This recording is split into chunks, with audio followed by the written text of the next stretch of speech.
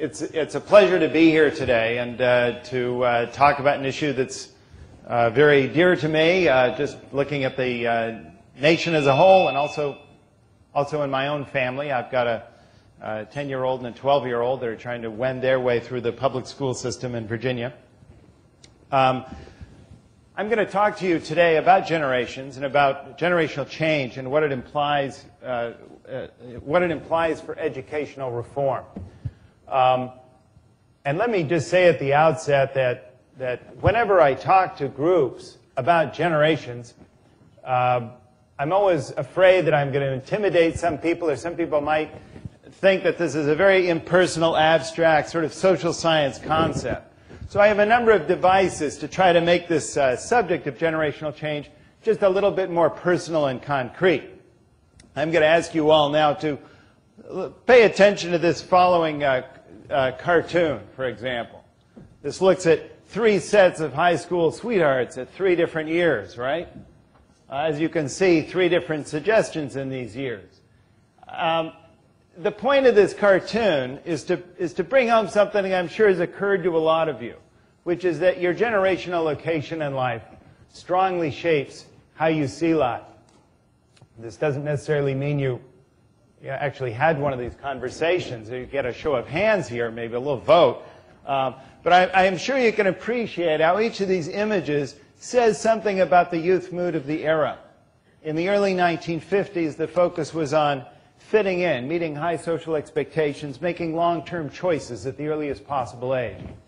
In the early 1970s, breaking rules, flouting conventions, taking voyages to the interior. And then by the early 1990s, surviving, taking care of yourself in a world in which the rules no longer seem to protect kids anymore. And as you begin to reflect on this, other questions will occur to you. For example, how does the way each of these couples, each of these groups see life could influence the kinds of messages they respond to, the kind of products they buy, candidates they vote for, but also the kinds of educational system that they're going to respond to, the kinds of careers that we'll be shaping them for, and how they're going to see their own future. In my own work, I'm often very interested in how these different mentalities layer themselves over time. You know, the 18-year-old of 1950 was the 38-year-old of 1970, the 58-year-old of 1990. You're dealing with people today in their 70s. And it's very interesting to see layering over time of different generational types, different generational experiences. One thing I'm sure interests a lot of you, it certainly interests me, is what's the next conversation going to be 20 years down the road, say in the year 2010? What's that couple going to be saying to each other? And that's something I'm going to return to at the end of my remarks this morning. This is, of course, a backdoor way of really introducing the whole subject of generations.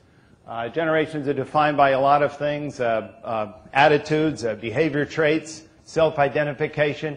But one thing we'd all agree about generations is what defines them is their basic location in history. The GI generation, for instance, is that generation. We define it as that generation that came of age during the New Deal in World War II. The silent generation grew up as children during that experience. Boomers, by definition, have no memory of World War II. They don't remember VE Day, VJ Day, FDR, any of that. They came of age during that era of sort of rapid cultural change we often call the consciousness revolution.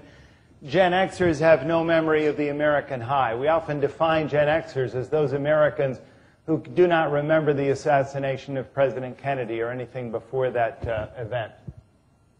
And millennials are the group that's coming along since the ebbing of the consciousness revolution. We might even say the movement back, the slowing down of a lot of the rapid change in cultural attitudes and values of that era. And one way we often define millennials or boomers, and just as boomers we can define as a post-crisis generation, the millennial generation, these post-Xer kids, are a post-awakening generation. And that defines their location in history just as much as the boomers are defined by their location. And what that means, we're actually going to get to. One thing I want to do before talking about millennials is just say a few words about today's older living generations, just so we can get a sense of contrast. And along the way, I just want to point out how different each generation appeared when it came of age.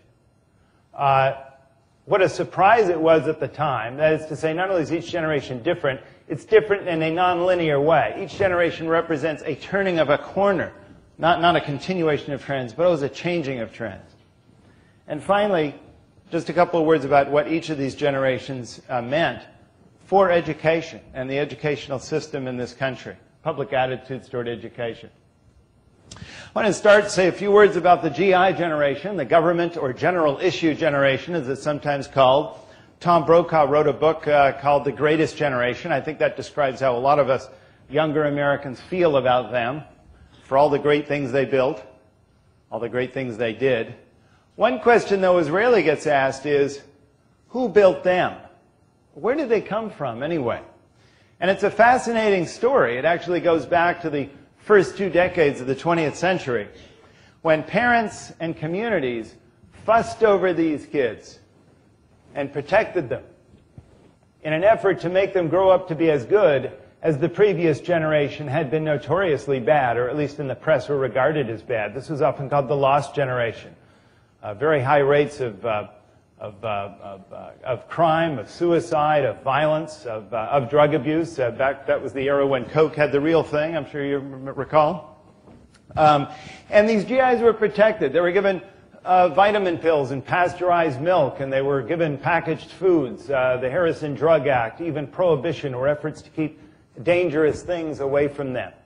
And they began to change what it meant to be a young adult in this country in very unusual ways.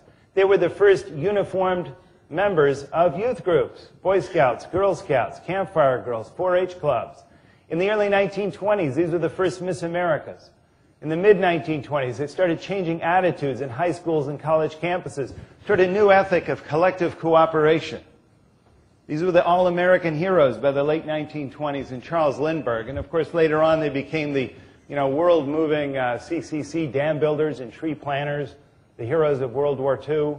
This was actually the most uniform generation per capita in American history. Higher education as well, both before and after World War II for this generation. Say a few words about the next generation, the silent generation. These were the children of crisis. These were the kids who grew up at a time when higher education as well, both before and after World War II for this generation.